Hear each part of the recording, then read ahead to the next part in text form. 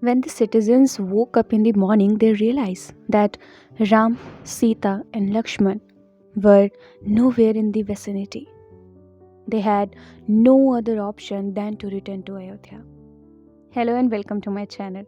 I'm reading book Ramayana and today I'm reading part 7, Way to Chitrakoot.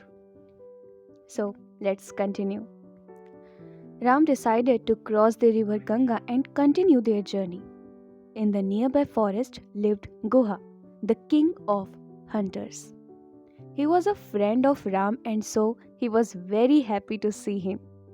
Welcoming Ram, Sita, and Lakshman, Guha offered them many delicacies to eat. But Ram refused these, saying that since his exile had begun, I would only eat simple food. He stayed there for overnight and slept on the hard floor. He was very worried about his father. So, the next morning he requested Sumantra to return to Ayodhya and take care of his parents. Sumantra reluctantly agreed to return to Ayodhya on crossing the river. The three travelers bid goodbye to Guha and walked through the dense jungle. Lakshman walked in front, clearing the jungle path. Sita walked in between and Ram walked behind her.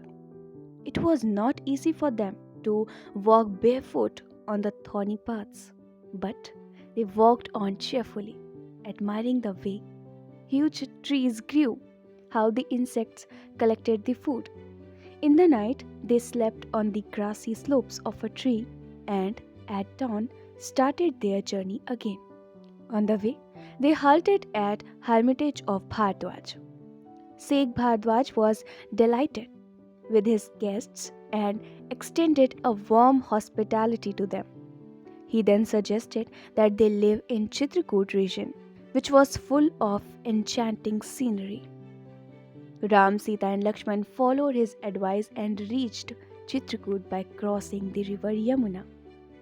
Ram liked the area very much, so he decided to live there and asked Lakshman to set up Pankuti, a thatched hut.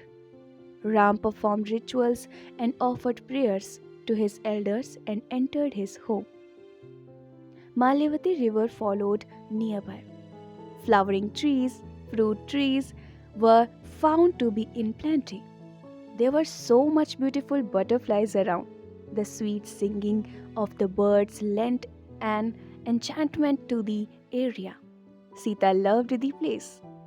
In the meantime, Sumantra had returned to Ayodhya. By then, he had received news about Ram, Sita, and Lakshman having reached Chitrakoot. Without Ram's presence, the entire Ayodhya looked like a ghost city. People seemed disinterested in everything. And when they saw Sumantra return in an empty chariot, they wept. Sumantra returned to Ayodhya kindled a small hope in Dashrath. Maybe Ram has persuaded to give up his word and return to the kingdom, he thought. I do not want to live without my Ram's birth, his childhood, and his marriage to Sita. I have lost such a wonderful son. I do not know what sin I committed. Then he suddenly remembered an incident which occurred when he was young. So, this was it. I'll be back. Till then, keep smiling.